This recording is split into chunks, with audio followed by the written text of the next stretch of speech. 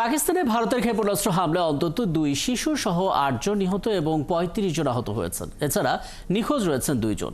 জবাবে ভারত নিয়ন্ত্রিত কাশ্মীরে পাল্টা হামলা চালিয়েছে পাকিস্তান সেনাবাহিনী এবং সেখানে অন্তত 3 জন ভারতীয় নিহত হয়েছেন।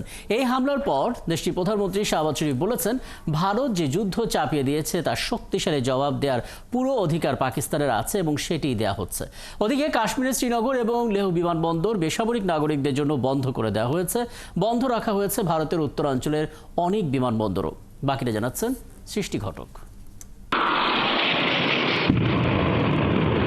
ভারতের এমনই একের পর এক ক্ষেপণাস্ত্রের আঘাতে মঙ্গলবার রাতে এক ভয়াবহ পরিস্থিতি তৈরি হয় পাকিস্তানে। লিলি হালাল বিউটি সোপ, বিএসটিআই কর্তৃক সনদপ্রাপ্ত দেশের প্রথম হালাল বিউটি সোপ, দীপ্তিময় উজ্জ্বল ত্বকের জন্য। দেশটির কোটলি, ভাওয়ালপুর, মুরিদকে, বাগ ও মুজাফফরবাদে ক্ষেপণাস্ত্র হামলা চালিয়েছে ভারত। এতে শিশুসহ বেশ কয়েকজন হতাহত হয়েছেন। ভারতীয় সশস্ত্র বাহিনী এক বিবৃতিতে জানিয়েছে, অপারেশন সিন্দুর নামের অভিযানে পাকিস্তানের 9টি জায়গায় হামলা চালানো হয়েছে। গোলাবারি শুরু হবে। হঠাৎ করে আক্রমণ শুরু হয়। আমার মনে হয় 10 থেকে 15টি ক্ষেপণাস্ত্র এখানে আঘাত করেছে। আমার মতো সব প্রতিবেশীরাই সারা রাত ভয় আর আতঙ্কে ছোটাছুটি করেছে। আমরা ভারতের এমন হামলার নিন্দা জানাই। বর্বর এই হামলার নিন্দা জানাই। রাতের আঁধারে নিরস্ত্র মানুষের উপর হামলা চালানো হয়েছে, ঘুমন্ত মানুষের উপর হামলা হয়েছে।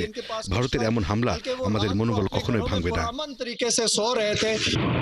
ভারতের সশস্ত্র হামলার জবাবে পাল্টা আক্রমণ চালিয়েছে পাকিস্তানও। এ পর্যন্ত 5টি যুদ্ধবিমান ভূপাতিত করার দাবির পাশাপাশি ভারতের একটি ড্রোন ও ব্রিগেড সদর দপ্তর ধ্বংসের দাবিও করেছে দেশটি। সীমান্ত রেখার চেকপোস্টগুলোতেও ব্যাপক গোলাবর্ষণ শুরু করেছে পাকিস্তানের সেনারা। পাকিস্তান তার আঞ্চলিক অখণ্ডতা, সার্বভৌমত্ব এবং দেশ ও জনগণের সম্মান রক্ষার জন্য প্রয়োজনীয় সকল পদক্ষেপ নেবে। এখন পর্যন্ত 5টি ভারতীয় বিমান গুলি করে ভূপাতিত করা হয়েছে। পাক সেনাবাহিনী এই ভিত্তিহীন ভারতীয় আগ্রাসনের জবাবে দৃঢ় ও সমন্বিত প্রতিক্রিয়া জানাচ্ছে।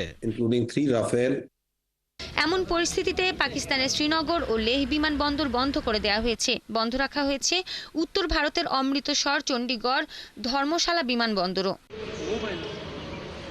দুই দেশেরই কিছু অঞ্চলে বন্ধ ঘোষণা করা হয়েছে শিক্ষা প্রতিষ্ঠানও।